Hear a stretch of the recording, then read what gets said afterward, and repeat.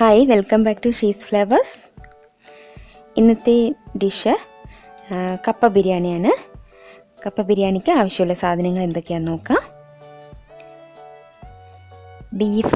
നമ്മൾ ബീഫ് വാങ്ങുമ്പോൾ എല്ലും കൊഴുപ്പും ഒക്കെ ഉള്ള ബീഫ് നോക്കി വേണം വാങ്ങാൻ. കപ്പ ബിരിയാണിക്ക് കൊഴുപ്പുള്ള ബീഫ് ചേർത്താലേ ടേസ്റ്റ് ഉണ്ടാവുള്ളൂ. കൊഴുപ്പില്ലാത്ത സാധാരണ ബീഫ് ഇടുമ്പോൾ അത്ര ടേസ്റ്റ് വരില്ല. ഇനി ഇതിലേക്ക് ഇഞ്ചി, വെളുത്തുള്ളി ഒരു ഫുള്ള് വെളുത്തുള്ളി എടുത്തിട്ടുണ്ട്, 3 സവാള, ഇഞ്ചി ഒരു ചെറിയ കഷ്ണം, 5 പച്ചമുളക്, ഒരു അരമുറി നാരങ്ങ, ഇത്രയും സാധനങ്ങളാണ് എടുത്തേക്കുന്നത്. ഇഞ്ചിയും വെളുത്തുള്ളിയും ചതച്ച് വെച്ചിട്ടുണ്ട്, പച്ചമുളക് കീറി വെച്ചേക്കുന്നു.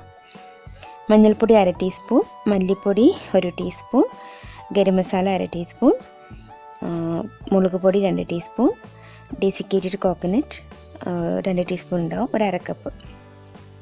ഇത്രയുമാണ് സാധനങ്ങൾ. കോക്കനട്ട് തേങ്ങ ചിരവിയത് എടുക്കാം. ഇനി ഒരു പാൻ അടുപ്പിൽ വെച്ച് വെളിച്ചെണ്ണ ഒഴിച്ച് നമുക്ക് ഓരോന്നായിട്ട് വഴറ്റിയെടുക്കാം. ഇത് സാധാരണ ബിരിയാണിക്കൊക്കെ വഴറ്റണ പോലെ തന്നെ സവാള ആദ്യമായിട്ട് വഴറ്റുക. വലിയ 3 സവാള സ്ലൈസ് ചെയ്തതാണ്. ഇതൊന്ന് നന്നായിട്ടൊന്ന് വഴറ്റിയെടുക്കാം. നമുക്ക് ഈ സവാള വഴറ്റുന്ന സമയം കൊണ്ട് തേങ്ങ വറുത്തെടുക്കാം. തേങ്ങ വറുത്ത് പൊടികളും ചേർത്ത് വറുത്ത് അരച്ചെടുക്കണം. ഇതിവിടെ ഇരിക്കട്ടെ, നമുക്ക് തേങ്ങ വറുക്കാം. ഒരു പാൻ അടുപ്പിൽ വെച്ചിട്ട്, ഇതിപ്പോൾ ഡെസിക്കേറ്റഡ് കോക്കനട്ട് ആയതുകൊണ്ട് വേഗം ഫ്രൈ ആയി കിട്ടും, ടൈം എടുക്കില്ല. നമ്മൾ തേങ്ങ ചിരവിയതാണെങ്കിലും യൂസ് ചെയ്യാം. അതിട്ട് നന്നായിട്ട് വറുത്തെടുക്കുക.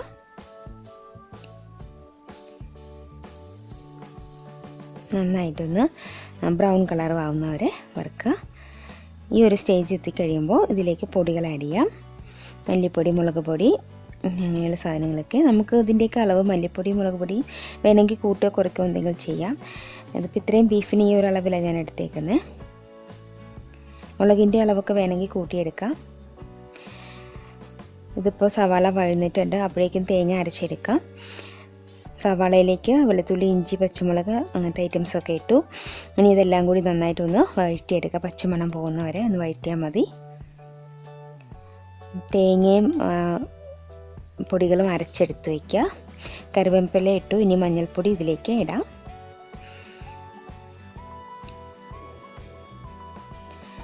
ഈ മഞ്ഞൾപ്പൊടി ഇട്ട് നന്നായിട്ടൊന്ന് മൂത്ത് കഴിയുമ്പോൾ തേങ്ങയും കൂടി അരച്ചത് ചേർത്ത് ഇളക്കിയെടുക്കുക. ഇത് റോസ്റ്റഡ് ആയതുകൊണ്ട് അധികം നേരം വഴറ്റേണ്ട ആവശ്യമില്ല.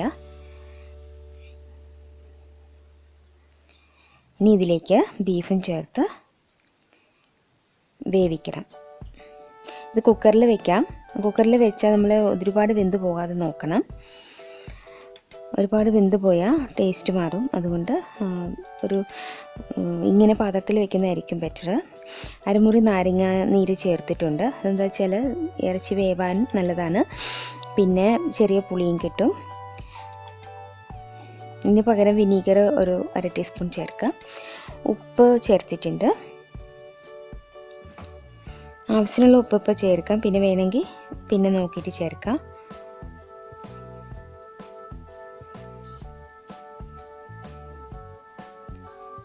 ഗരം മസാല ഇതിലേക്ക് ആഡ് ചെയ്തിട്ടുണ്ട്. ഇനി ആവശ്യമുള്ള വെള്ളവും ചേർത്ത് മൂടി വെച്ച് വേവിക്കാം. കപ്പ ഫ്രോസനാണ്. ഇനി ഇത് ഐസൊക്കെ പോയിട്ട് മുറിച്ചെടുക്കണം. ഇത് കപ്പ മുറിച്ചിട്ട് കപ്പ സെപ്പറേറ്റ് വേവിച്ചെടുക്കും, പകുതി വേവിച്ചെടുക്കും. ഇത് പകുതി വെന്തിട്ടുണ്ട്. ബീഫ് കുറച്ചുകൂടെ ആവാനുണ്ട്. ആവശ്യത്തിന് വെള്ളം ഒഴിച്ചിട്ടുണ്ട്. അപ്പോൾ എന്തെങ്കിലും കപ്പയും കൂടി ഇടുമ്പോൾ വെള്ളം ആവശ്യത്തിന് വേണം. അതുകൊണ്ടാണ് ഇങ്ങനെ വെള്ളം ഒഴിച്ചേക്കുന്നത്. ഇനി ഇച്ചിരിയൂടെ വേവട്ടെ. ബീഫിൻ്റെ 1/4 വേവിലാണ് നമ്മൾ കപ്പ ചേർക്കുന്നത്. കപ്പയുടെ ഹാഫ് വെന്ത് കഴിയുമ്പോൾ കപ്പ എടുക്കും. ഉപ്പും മഞ്ഞൾപ്പൊടി ഇട്ട് കപ്പ സെപ്പറേറ്റ് വേവിച്ച് വെള്ളം ഊറ്റി കളഞ്ഞെടുക്കുന്നതാണ്. ഇപ്പോൾ പാകമാണ്. ഇനി കപ്പ ചേർക്കാം. ഈ കപ്പ ചേർത്തിട്ട് ഇതിങ്ങനെ പ്രസ് ചെയ്ത് വെച്ച് കുറച്ച് സമയം മൂടി വെച്ച് വേവിക്കുക. കപ്പയും ബീഫും കൂടി ചേർന്ന് വേവണം. എന്നാലേ കപ്പയിലേക്ക് ബീഫിൻ്റെ ആ ഒരു ടേസ്റ്റൊക്കെ പിടിക്കത്തുള്ളൂ.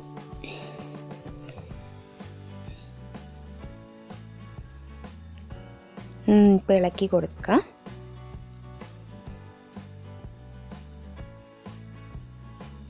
ഇതിൻ്റെ വെള്ളമുണ്ട്.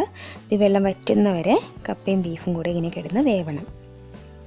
അതുകൊണ്ടാണ് കുക്കറിൽ വെച്ചാൽ ബീഫ് വെന്ത് പോകുമെന്ന് പറയുന്നത്. അപ്പോൾ നമ്മൾ ഇങ്ങനെ ചെയ്യുമ്പോൾ പിന്നെ ഒരുപാട് സമയം എടുത്താൽ ബീഫ് വെന്ത് പോകും. അപ്പോൾ അതുകൊണ്ട് ശ്രദ്ധിച്ച് വേണം ഇങ്ങനെ ബീഫ് വേവിക്കുന്ന കാര്യം. പാത്രത്തിൽ വേവിക്കുന്നതായിരിക്കും ബെറ്റർ. അപ്പോൾ സമയം കൂടുതൽ എടുക്കുന്നേ ഉള്ളൂ, എല്ലാം പാകമായിട്ട് കിട്ടും.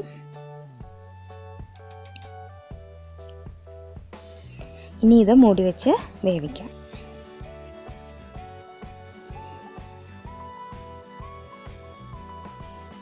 ഈ സമയത്ത് ഉപ്പൊക്കെ നോക്കിയിട്ട് ആവശ്യത്തിനുള്ള ഉപ്പൊക്കെ ചേർക്കണം. വേവട്ടെ.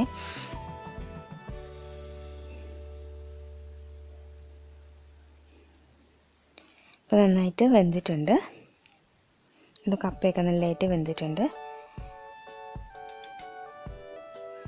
ഇനി നന്നായിട്ട് ഇത് മിക്സ് ചെയ്തെടുക്കണം.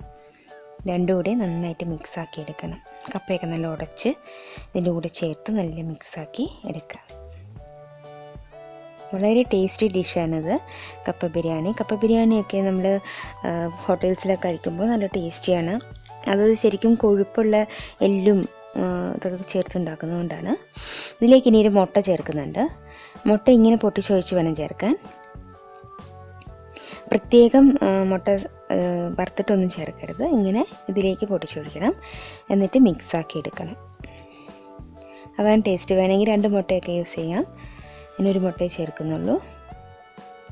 ഇങ്ങനെ ചേർത്ത് നന്നായിട്ട് മിക്സാക്കി എടുക്കുക. അപ്പോൾ മുട്ടയും കൂടെ ഇതിൻ്റെ കൂടെ വെന്ത് കിട്ടും.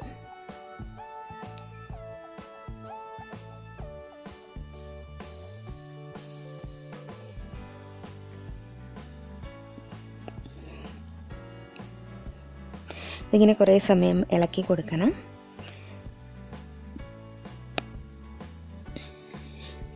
നല്ല ടേസ്റ്റി ഡിഷാണിത്.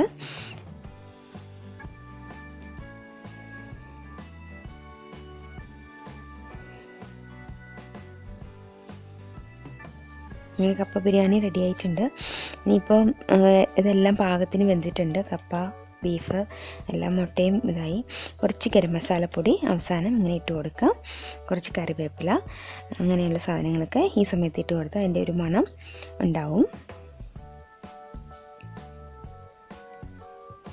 നമ്മളിതിൽ മല്ലിയില അങ്ങനത്തെ ഐറ്റംസ് ഒന്നും ചേർക്കണില്ല. ഒരു നാടൻ ഡിഷല്ലേ ഇത്.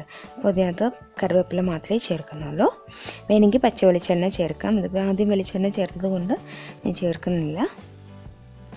നന്നായിട്ട് ഇനി ഇത് മിക്സ് ആക്കുക. കപ്പ ഇങ്ങനെ കഷ്ണങ്ങളായിട്ട് കിടക്കുന്നത് ഇഷ്ടമാണെങ്കിൽ അധികം ഉടയ്ക്കേണ്ട കാര്യമില്ല. അല്ലെങ്കിൽ എല്ലാം നല്ലപോലെ മാഷർ കൊണ്ട് നന്നായിട്ടൊന്ന് പ്രസ് ചെയ്താൽ എല്ലാം നന്നായിട്ട് എല്ലാം ഉടഞ്ഞു കിട്ടും. എന്നിട്ട് ഇന്ന് ഇളക്കിയെടുത്താൽ മതി. ഇനി നമ്മുടെ കപ്പ ബിരിയാണിയൊക്കെ റെഡിയായി വരുന്നുണ്ട്. അപ്പം എല്ലാവരും എൻ്റെ ചാനൽ കാണുന്ന എല്ലാവരും ട്രൈ ചെയ്ത് നോക്കണം. നല്ലൊരു ഡിഷാണ്, ടേസ്റ്റി ഡിഷാണ്. നല്ലതാണെങ്കിൽ ഫീഡ്ബാക്ക്സ് അറിയിക്കണം.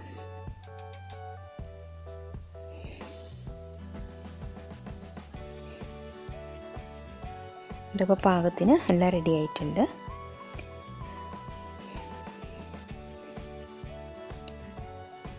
കപ്പ ബിരിയാണി കഴിക്കുമ്പോൾ ചൂടോടെ കഴിക്കണം. എന്ന് വെച്ചാൽ ഇതിൽ ബീഫിൻ്റെ കൊഴുപ്പൊക്കെ ഉള്ളതുകൊണ്ട് തണുത്ത് പോയാൽ അത്ര ടേസ്റ്റ് ഉണ്ടാവില്ല. കഴിക്കുമ്പോൾ എപ്പോഴും ചൂടോട് കൂടി കഴിക്കാൻ ശ്രദ്ധിക്കുക.